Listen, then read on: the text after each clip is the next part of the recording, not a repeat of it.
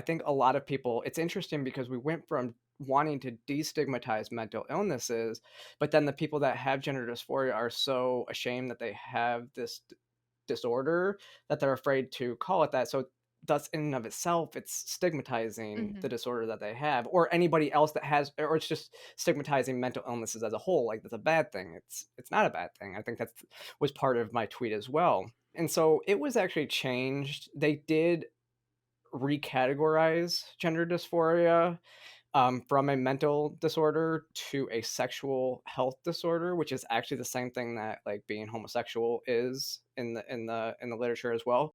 And the reason they did that was for coding reasons for health insurance. Now they said there was to destigmatize it as well, but a lot of it has to do with coding in hospitals. So insurance companies can now they code it, since it's coded as a sexual health disorder, they can pay for stuff a lot easier because it's just the way that like the prescriptions and stuff work, right? Hmm.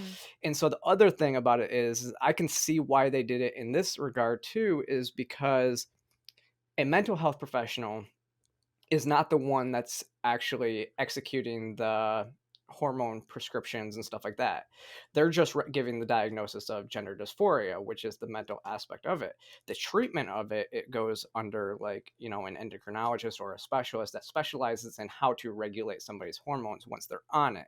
And so it goes into whose area. So if it's listed as a mental illness, Hmm. that specialist can't code it as a mental disorder. So by being a sexual health disorder, they can actually code it and it can get paid for under health insurance. Now, how is that changing with the push for just affirmative care? Because isn't the diagnosis process pretty paramount in order to differentiate between someone that has gender dysphoria and maybe that someone, this is what I was reading with some of Abigail Schreier's work, is that some people that are potentially on the spectrum can just simply get an obsession over it. And then Yes. maybe if it's a prepubescent child, that it could actually just be that they are gay and they haven't navigated that.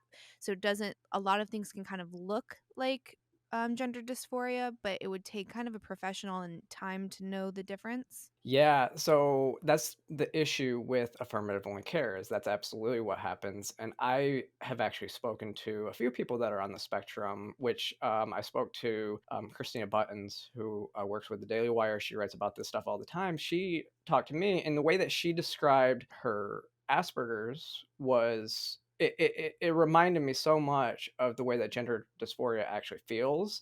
And so, yeah, somebody that's kind of on the spectrum might go and they grab onto this idea that they are really born in the wrong body. And she said the exact same thing about what she would do, and it takes on a life of its own. It becomes who you are, and you get very, you will do anything to make sure it happens. And then the other issue, especially with children, is that they're telling parents, usually in front of these children, that you can either affirm and have a trans child or you can have a dead child by way of suicide. Whoa. And so they're basically putting this idea in these kids' heads. And so again, if you're on the spectrum, you are going to obsess over this, and they're literally thinking, so now it's almost they create this foregone conclusion to where it's like, wait a second, if I don't get this treatment, I'm probably going to kill myself. And so that obsesses in their mind as well. And so it's very, very pervasive to, you know, to actually, it's just awful to tell a child that, and to manipulate parents the same way. 100%. I think that that's reckless, and people that professionals that are behaving that way should have their license under review. I don't think that's acceptable care whatsoever, Yeah. because you're almost suggesting it's like you take someone who's in a vulnerable space, and whether or not they actually have this thing is kind of irrelevant. You're presenting them with an option that maybe they didn't even consider before, and that's just horrifying to me. What I love that you're doing is you don't seem to be afraid to ask questions or hit certain top talking points that are considered taboo. I think transparency is the thing that leads to trust. And I think that that's what leads to more tolerance and more acceptance. I think when you have certain groups that are just kind of telling us that the sky is red and we see that it's blue, it's like, we can't have a conversation going forward because we can't even agree on the basis of reality. So putting yourself out there in this position of asking these hard questions and talking about hard topics, especially when it pertains to children, for example, because for some reason a lot of the leftists are hyper focused on controlling the kids, which is a little bit alarming Hmm. to me. How do you deal with a lot of the criticism and just keep on going? Because I would imagine, because I find myself in a similar boat. It's when if you don't move in lockstep with everyone in like in your category. So for me, it could be, people from the sex industry, for example. If I don't move in lockstep and say, no, all of this is universally good, everyone should do it, which I obviously don't believe, then all of a sudden you're cast out of that group. But you're also Hmm. not really welcomed with open arms into the rest of society because you did this horrible thing. You're already an outlier. So you can kind of feel like you don't belong to any camp. And that can, at times, at least for me, feel really isolating. So what keeps you motivated and going forward? So it's funny. I literally I touch grass.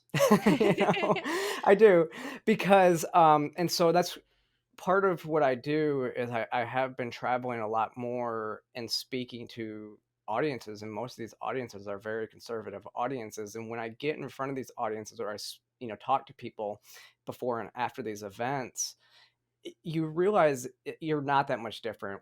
What you get online is a very small portion, and it's the loudest people that scream. And yes, they can make you feel certain ways about things, but the vast majority of people just want to learn, and they're actually interested in your experience.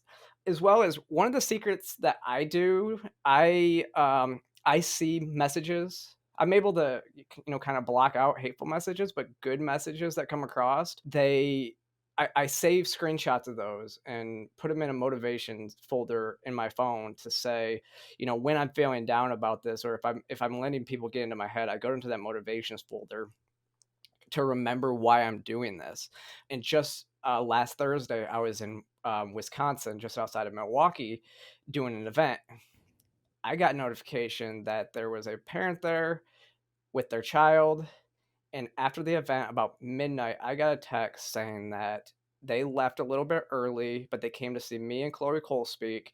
And after they left, the father texted my friend and said that his daughter, basically, that we may have saved his daughter. Wow. She said, maybe this is right. Maybe they are right. I'm going to wait. And so stuff like that reminds me every day that this is important, and what we're saying and speaking out, it could save somebody's life.